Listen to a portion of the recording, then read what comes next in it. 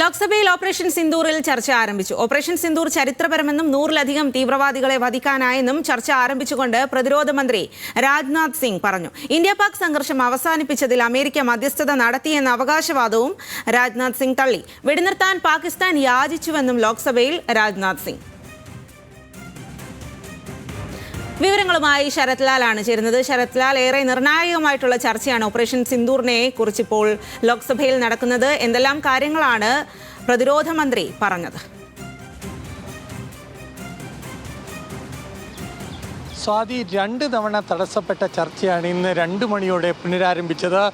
ഇപ്പോൾ ശാന്തമായ അന്തരീക്ഷത്തിലാണ് ചർച്ച പുരോഗമിക്കുന്നത്. അതുപോലെ തന്നെ സർക്കാരിന് വേണ്ടി രാജ്നാഥ് സിംഗ് ആണ് ചർച്ചയ്ക്ക് തുടക്കമിട്ടത്. പ്രതിരോധ മന്ത്രി നിലയിൽ അദ്ദേഹം ഇന്ത്യൻ സൈന്യം നടത്തിയ 22 മിനിറ്റുള്ള ഓപ്പറേഷൻ്റെ വിശദ വിവരങ്ങൾ സഭയെ ആദ്യം ധരിപ്പിച്ചു. അതുപോലെ തന്നെ പ്രതിപക്ഷത്തെ കടന്നാക്രമിക്കാനും രാജ്നാഥ് സിംഗ് തയ്യാറായി.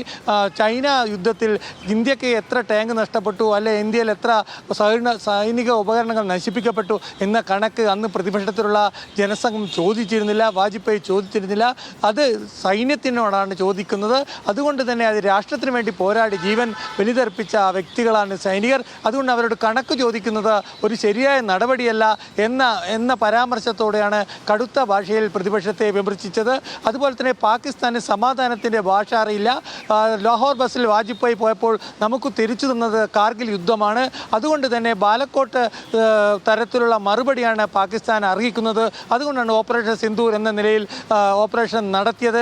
ഇന്ത്യ യുദ്ധം ആഗ്രഹിക്കുന്നില്ല. അതുകൊണ്ട് തന്നെ തങ്ങൾ ഇത് സംബന്ധിച്ച 22 കേന്ദ്രങ്ങൾ ആക്രമിച്ചതടക്കമുള്ള പൂർണ്ണരൂപങ്ങൾ പാകിസ്ഥാൻ ആക്രമിച്ച ശേഷം കൈമാറിയതെന്നും അതിന് പകരമായി പാകിസ്ഥാൻ ഡ്രോൺ ഉപയോഗിച്ചും മിസൈൽ ഉപയോഗിച്ചും ഇന്ത്യയെ ആക്രമിച്ചുവെന്നും അതിനുശേഷമാണ് ഇന്ത്യ തിരിച്ചെടുത്തതെന്നും സമാധാനമാണ് ഇന്ത്യക്ക് ആഗ്രഹമെന്നും രാജ്നാഥ് സിംഗ് വ്യക്തമാക്കിയിട്ടുണ്ട്. ഇന്ത്യയിലെ ഒരു വസ്തുവകൾക്കും നഷ്ടം വന്നിട്ടില്ല എന്നതും അദ്ദേഹം വ്യക്തമായി ലോക്സഭയിൽ പറഞ്ഞു. ഏതായാലും പാകിസ്ഥാനെ സംബന്ധിച്ചോളം കനച്ച തിരിച്ചടിയാണ്.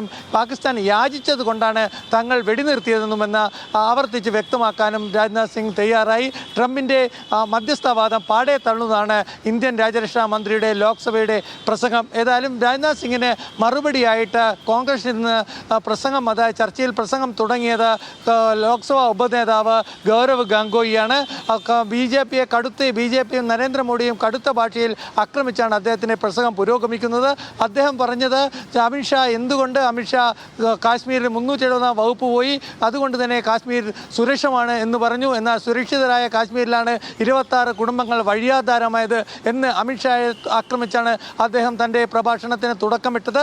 അതിനുശേഷം നരേന്ദ്രമോദിയും കടുത്ത ഭാഷയിൽ അദ്ദേഹം വിമർശിച്ചു.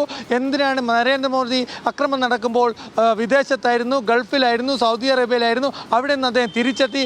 എന്നാൽ അദ്ദേഹം പഹൽഗാമിലല്ല പോയത്, തിരിച്ച് അദ്ദേഹം ബീഹാറിൽ തെരഞ്ഞെടുപ്പ് പ്രചരണത്തിനാണ് പോയത് എന്ന ആരോപണവും അദ്ദേഹം ഉയർത്തി. രാഹുൽ ഗാന്ധി മാത്രമാണ് പഹൽഗാമിൽ പോയത്, രാഹുൽ ഗാന്ധി മാത്രമാണ് കൊല്ലപ്പെട്ടവരുടെ ബന്ധുക്കളെ സന്ദർശിച്ച് തുടങ്ങിയ ആരോപണങ്ങളും ഗാംഗോയി സഭയിൽ ഉയർത്തി. അത് അല്പനേരം ബഹളത്തിനിടയായി. സ്വാതി. ശരി ശരത് ലാൽ, എന്തായാലും ഓപ്പറേഷൻ സിന്ദൂറിനെ സംബന്ധിച്ച് ലോക്സഭയിൽ ചർച്ച ആരംഭിച്ചിരിക്കുകയാണ്. ചരിത്രപരമെന്നും 100-ലധികം തീവ്രവാദികളെ വധിക്കാനായി എന്നുമാണ് പ്രതിരോധ മന്ത്രി രാജ്നാഥ് സിംഗ് ചർച്ച ആരംഭിച്ചുകൊണ്ട് സംസാരിച്ചത്.